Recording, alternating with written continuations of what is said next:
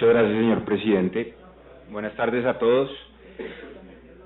El objetivo central de mi exposición va a ser exponer las inconstitucionalidades de la ley, del proyecto de ley que se tramita en este momento en el Congreso. Soy profesor de Derecho Público Económico y desde la academia de la universidad hemos venido estudiando este tema en detalle.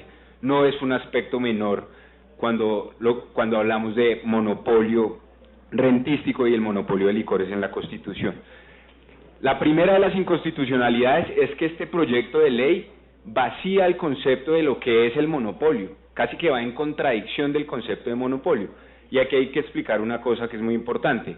La Constitución Económica establece que uno de los motores de la economía es la libertad de empresa, pero esa libertad de empresa, libre concurrencia, libre competencia, tiene unos límites como todo dentro de nuestro sistema jurídico.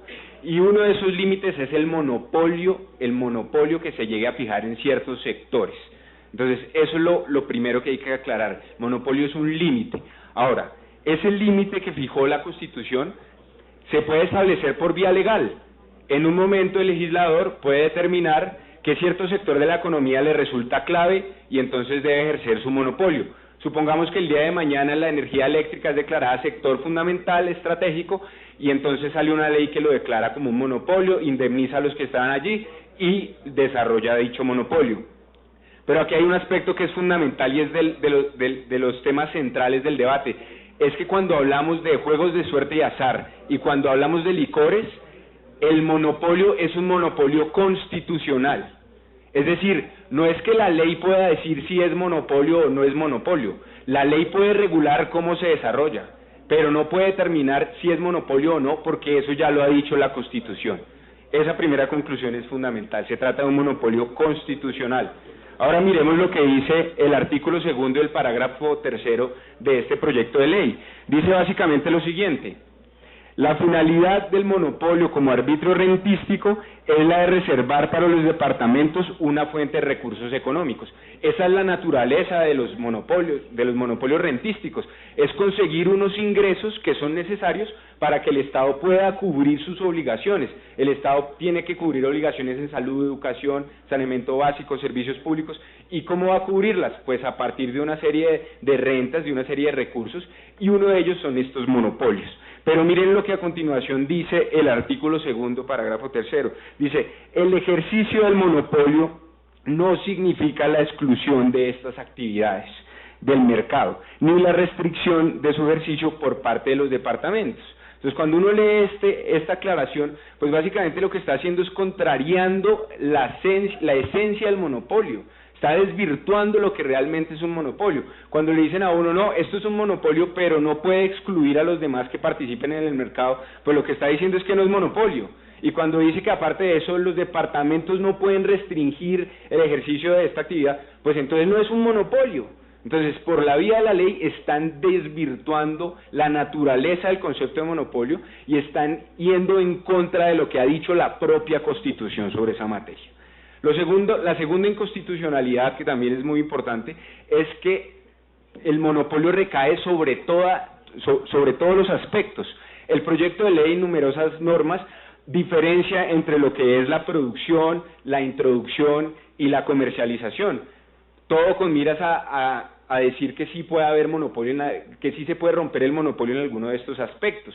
Lo que hay que aclarar es que la propia Constitución, y así lo ha interpretado tanto el Consejo de Estado como la Corte Constitucional, han dicho que el monopolio incluye todo.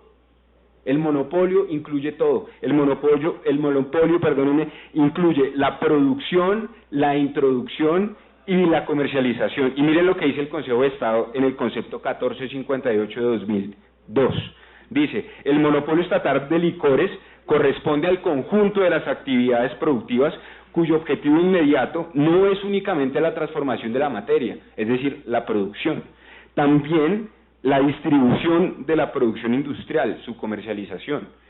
Del mismo modo, el monopolio se extiende a la introducción y venta de los licores, tanto los que se importan como los que se producen a nivel nacional. Entonces, incluye los tres aspectos, y decir que no lo hace es inconstitucional, viola la propia jurisprudencia que al respecto también ha dispuesto la Corte Constitucional en sentencia C-1035 de 2003, para que la revisen.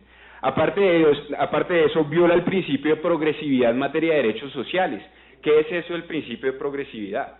Resulta que cuando hablamos de derechos sociales como la salud, la educación, que han sido reconocidos como derechos sociales, económicos, incluso se les ha dado la categoría de derechos fundamentales, el legislador no puede introducir medidas regresivas. En palabras sencillas para que entienda todo el mundo, no puede retroceder, solamente puede avanzar en protección de derechos sociales. Entonces yo les pregunto, si una de las rentas, de las utilidades, de los recursos, de las fuentes de financiación de la salud y la educación son las rentas de los licores, eliminar dichas rentas no es regresivo en cuanto a la protección de los derechos sociales, en especial de la salud y la educación. Si yo le quito plata a la salud y a la educación, ¿acaso eso no es regresivo? Sin duda que es una medida regresiva, y eso no supera un test de regresividad como el que hace la Corte cuando mira estas materias. La siguiente inconstitucionalidad que se presenta es la falsa motivación. Aquí hemos escuchado, y eso ha unido al principio de moralidad administrativa, aquí le hemos escuchado decir a la ministra, a sus funcionarios, que este es un proyecto que se basa es porque hay unas obligaciones de los tratados internacionales, y eso es falso. Es falso y eso viola el principio de moralidad, porque los funcionarios públicos deben actuar con ética, con transparencia, y aquí nos han expuesto una serie de argumentos que no se adecúan a la realidad. Y lo digo porque hay fundamentación para esto. El anexo 2 del TLC con Estados Unidos es muy claro al respecto. Dice que el monopolio no se entrega, no se debe desmontar. Y al mismo tiempo, el pie de página del artículo 21 del capítulo primero del TLC con la Unión Europea es absolutamente claro al decir que ahí el gobierno colombiano estableció una disconformidad. Eso quiere decir que hay una excepción y no se puede desmontar el monopolio, así se alegue cláusula de trato nacional, no se puede desmontar, ¿sí? Entonces se viola ese principio, cuando se viola la moralidad administrativa cuando aquí los funcionarios del gobierno nacional vienen a exponer de manera, pues de una manera que no es real la situación que pasa. Y eso mismo ya también lo advirtió un testigo directo de las negociaciones, como es el doctor Andrés Espinosa, quien ha manifestado en diferentes ocasiones que eso no hace parte de los tratados. Es decir, no hay ningún tratado internacional que obligue al gobierno nacional a desmontar el monopolio. Eso es falso. Y finalmente termino con la última, que es la libre competencia en materia de licores, y lástima que se fue el doctor Jaime Castro, ¿sí? Porque él solo contó la mitad de la historia.